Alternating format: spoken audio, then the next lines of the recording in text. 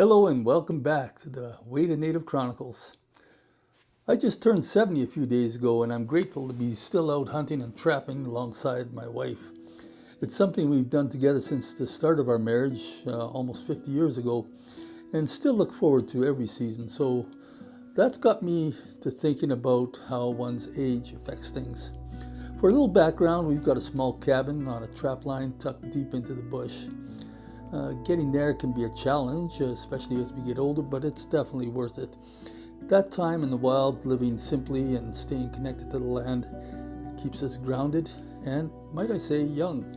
According to the analytics for this channel, about half of you watching right now are 55 and older. So this topic will likely hit close to home for many of you, right? But even if you're younger, chances are you'll be hunting with someone older at some point. Maybe your dad, an uncle, or a friend. So if that applies to you, it's still worthwhile being informed on this subject. Before we dive in, if you enjoy this kind of content, please consider subscribing and clicking like on this video, turning on notifications, and dropping a comment down below. It really helps the channel. And if you'd like to go the extra mile to support what we do here, you can click the super thanks button below this video or use a buy me a coffee link in the description. Every bit of support goes straight back into making more content like this. Now, let's get into this. Hunting isn't just about the harvest. It's a great way to stay physically active, get fresh air, and feel that connection to the land, something I value every more, I think. Enthusiasm for hunting can provide also an often overlooked benefit, adding some incentive to keep in shape. Losing 10 or 20 or 30 pounds can make a huge difference when camping and hunting because since weight tends to gain slowly over time, you might not perceive how big a deal it is until it's too late. And really, too late can also arrive in the form of a diagnosis of diabetes, which you really want to avoid. So it's good to keep your weight down. If you need some convincing though, try this. Pick up a 10 or 20 pound item and go walk up and down the stairs in your house a few times. Then do it without carrying that weight. That kind of difference you'll notice right away, and that's the difference that you'll feel if you drop the extra weight from your body. Makes a huge difference hunting. Not only that, but belly fat really gets in the way of chores like bending over to put your socks and boots on in the morning. Instead of attempting to hide them, update your hunting buddies regarding any limitations you may have developed. Because as you get older, your state of health this year may be quite different from what it was last year. It's really all about teamwork and being aware.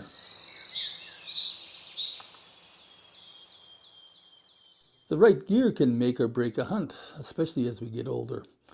That should include clothing. Make sure to bring warm, weather-appropriate layers and, well, wear a hat too. Not just for comfort, but for safety as well.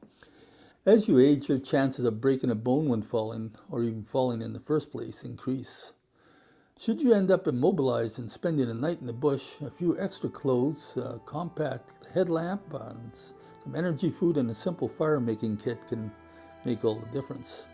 Now, I haven't come across any studies to quantify this, but based on news reports I've heard over the years, it seems that elderly hunters are overrepresented when it comes to fatalities due to getting lost in the bush.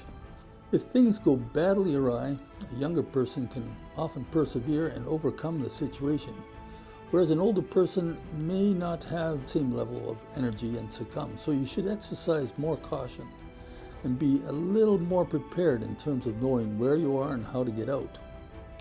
There are some good apps for your phone you can use to track your movements, thus showing the way back. But phones can get damaged or batteries die, so don't overly rely on them. Using a compass requires you to get your bearings before you go into the bush, and if using just a compass to get back to your vehicle on a road, you might want to purposely overshoot your path left or right so that when you do get to the road, you know for sure which direction to walk to get to your car. Hills on the road, they can block your line of sight to the vehicle, leaving you to guess which way you should go. Finally, in terms of gear, taking a light, foldable, three-legged chair along might be feasible, and it can make a long day much more enjoyable. Besides the field, a chair is something good to have for camp as well. Fatigue sets in faster than it used to when you get older. Take breaks. Bring a buddy who doesn't mind sitting back once in a while just to appreciate the surroundings. If you can, avoid steep or rugged terrain where falls are more likely. Sometimes just the rapid movement required to prevent a fall can result in pulling a muscle or getting yourself out of joint. Good hiking boots and ankle support can help with that as well. And here's something that becomes more important to take along as we age. Taking a satellite phone or emergency communicator of some kind along if you're going somewhere without self-service. Whether it's an injury caused by a fall or an unexpected health issue, having a way to call for help can be life-saving. Many, perhaps most, people over 60 are on some type of medication, so make sure you bring that along on your trip, and extra to be on the safe side should you get stranded. Also, before you head out, let someone know where you're going and when you plan to come back. It's one of the simplest things you can do to stay safe, and it could make all the difference if things go wrong. Having a first aid kit available in your vehicle or at camp is a very good idea as well, especially when knives, axes, and chainsaws are being used regularly.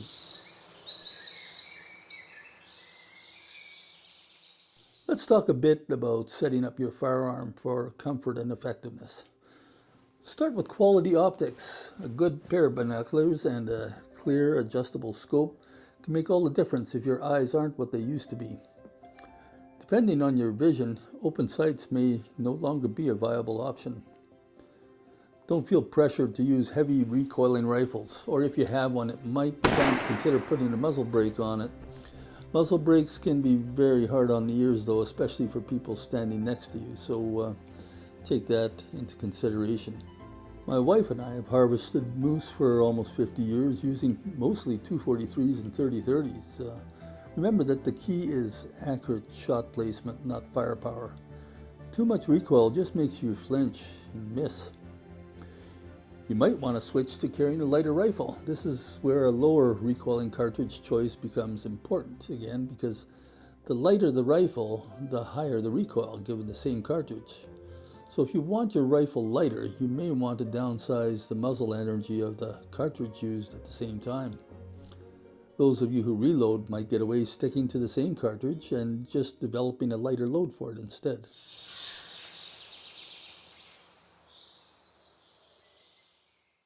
When it comes to navigating difficult terrain, my wife always picks up a sturdy stick from the bush before we start a hike. It reduces strain, and when stepping over logs and handling steep terrain, it saved her from a few stumbles.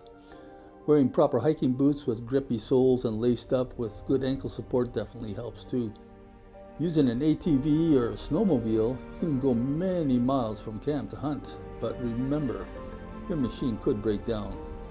Are you prepared to spend the night in the bush or fit enough to walk all the way back in darkness if need be? It's always better to use two vehicles so you have one as a backup.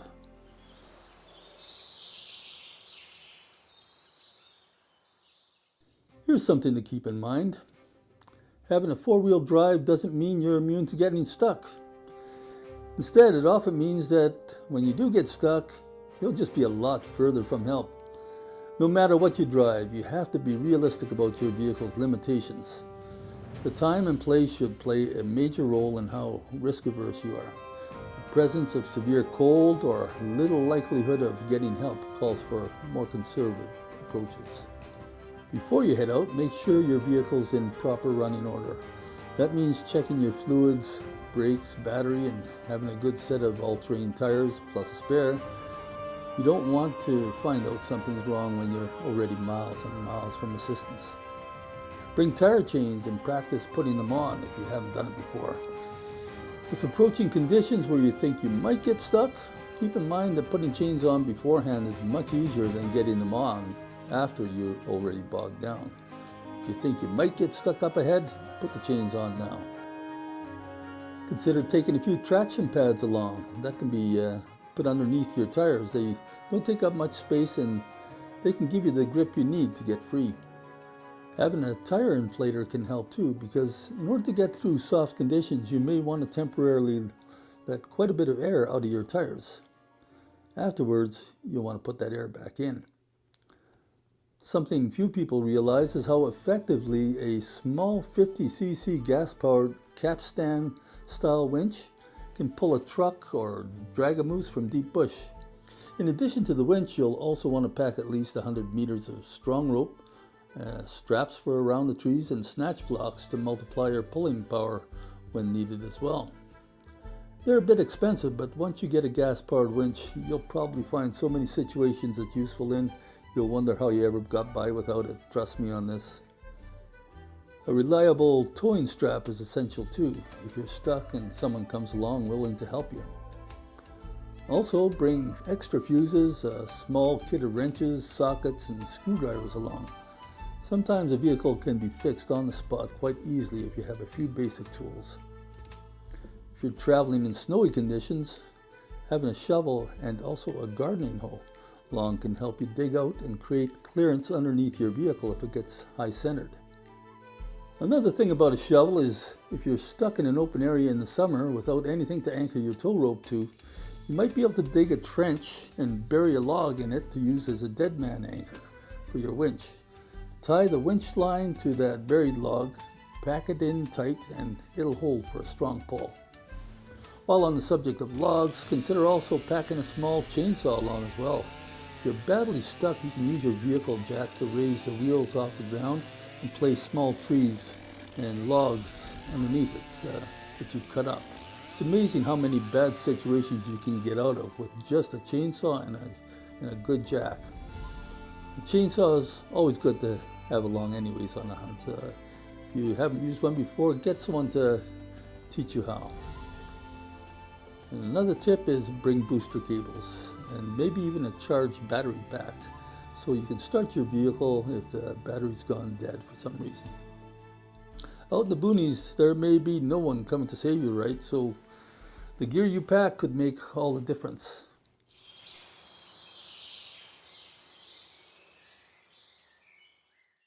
People love to talk about the shot, but as we know, the real work starts afterward.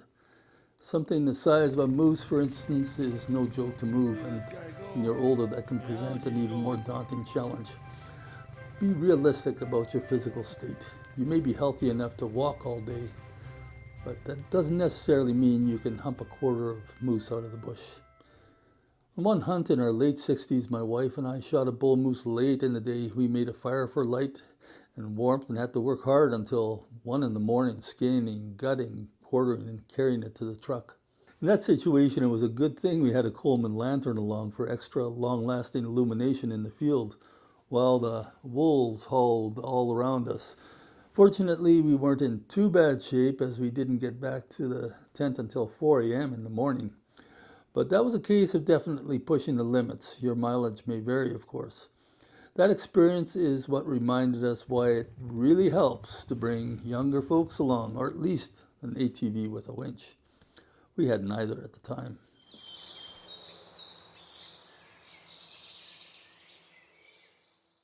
Being out there in the quiet, away from the fast pace of modern life with someone you care about, it doesn't get much better. That said, some people are now bringing a portable Starlink dish to places they go to. Having internet access, you can keep family and friends back home updated on your plans if they change, and helps to keep you informed about upcoming changes to weather that might affect your ability to get out of the area you're in. Prolonged rain on dirt roads without gravel can make things very soft and greasy. Snow can sometimes come in huge dumps.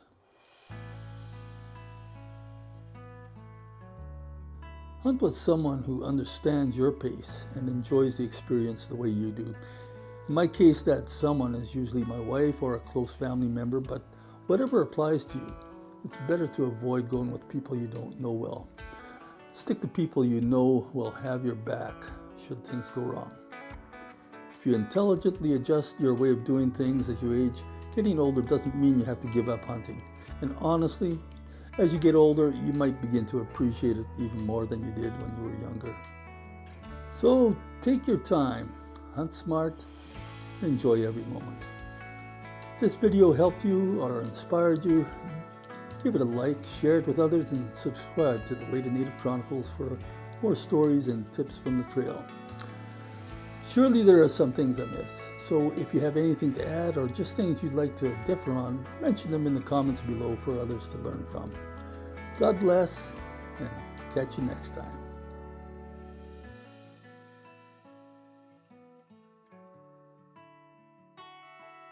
Did you like this video? If you did, I think you're gonna like this one right over here. So check it out. And I appreciate your subscribing if you haven't done so already. Remember to do that while you're watching this next video. Click like, it all helps us out for this channel. Catch you next time.